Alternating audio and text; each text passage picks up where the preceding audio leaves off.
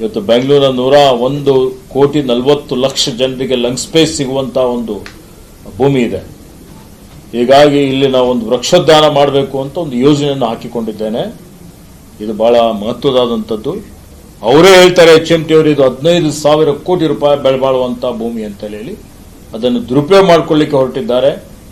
ಅದನ್ನು ಇವರು ಇವತ್ತು ರಿಯಲ್ ಎಸ್ಟೇಟ್ದವರಿಗೆ ಮಾರಾಟ ಮಾಡಲಿಕ್ಕೆ ಹೊರಟಿದ್ದಾರೆ. ಅದನ್ನು ಮಾರಾಟ ಮಾಡಲಿಕ್ಕೆ ಬಿಡೋದಿಲ್ಲ. ಔಟ್ಸೋರ್ಸಿಂಗ್ ಅವರು ಬೇರೆ ಏನಾದ್ರು ಚಟುವಟಿಕೆ ಮಾಡಿದಾರಲ್ಲ, ಅದನ್ನೆಲ್ಲ ಹೇಗೆ ತೆರವು ಮಾಡ್ತೀವಿ ಅಂತ ಕೋರ್ಟ್ ಆದೇಶ ನಿಮ್ಮ ಪರ ಬಂದ್ರೆ, ಸರ್ಕಾರ ರಾಜ್ಯ ಸರ್ಕಾರದ ಪರ ಬಂದ್ರೆ, ಅದು ಎಲ್ಲದಕ್ಕೂ ಕಾಯ್ದೆ ಇದೆ, ಕಾನೂನು ಇದೆ. ಕಾನೂನನ್ನು ಫಾಲೋ ಮಾಡ್ತೀವಿ ನಾವು.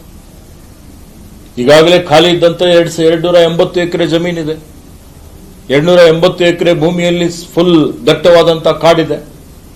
ಹಿಂದೆ ಇದು ಕಾಡಿಲ್ಲ ಅಂತ ಹೇಳಿ ಕೊಟ್ಟಿದ್ದಾರೆ.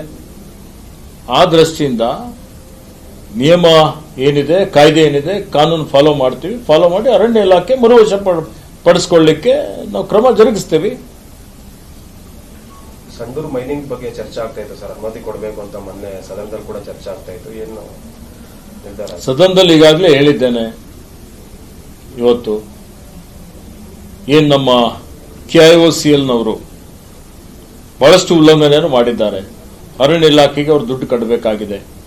ಅವೆಲ್ಲ ಮೊದಲು ಏನು ಸೆಂಟ್ರಲ್ ಎಂಪವರ್ಡ್ ಕಮಿಟಿದು ಸೂಚನೆಗಳಿದ್ದಾವೆ, ಸರ್ವೋಚ್ಚ ನ್ಯಾಯಾಲಯದ ಪ್ರಕಾರ ಆ ಸೂಚನೆಗಳು ನಮ್ಮ ಕಾಯ್ದೆ ನಿಯಮಗಳ ಏನಿದಾವೆ ಅದೆಲ್ಲವನ್ನು ಪಾಲನೆ ಮಾಡಲಿ. ಅವರು ಪಾಲನೆ ಮಾಡಿದ ನಂತರ ಮುಂದಿನ ಕ್ರಮ ಏನ್ ಮಾಡಬೇಕು ಅನ್ನೋಂಥದ್ದು ಸರ್ಕಾರ ತೀರ್ಮಾನ ಮಾಡ್ತದೆ.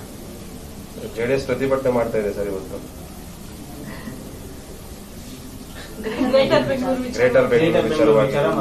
ಜೆಡಿಎಸ್ ಆಗಿ ಉಳಿದಿಲ್ಲ. ವಿಚಾರವಾಗಿ JDS ತನ್ನ ಅಸ್ತಿತ್ವವನ್ನು ಕಳೆದುಕೊಂಡಿದೆ. ಇವತ್ತು ಏನ್ ಪ್ರತಿಭಟನೆ ಮಾಡಿದ್ರೆ ಏನ್ ಸಿಗೋದಿದೆ ಅವರಿಗೆ? Thank you.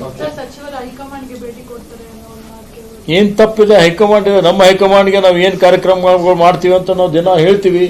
ಹೋಗಿ ಭೇಟಿ ಆಗ್ತೀವಿ, ಸ್ನೇಹಿತರು ಲಂಚ್ ಮಾಡ್ತೀವಿ, ಡಿನ್ನರ್ ಮಾಡ್ತೀವಿ. ಅದರಲ್ಲೇನು ತಪ್ಪಿದೆ? ನೀವು ಮಾಡಲ್ವಾ? ನೀವು ಹೋಗ್ತಿರಲ್ಲ ಹಾಗೆ.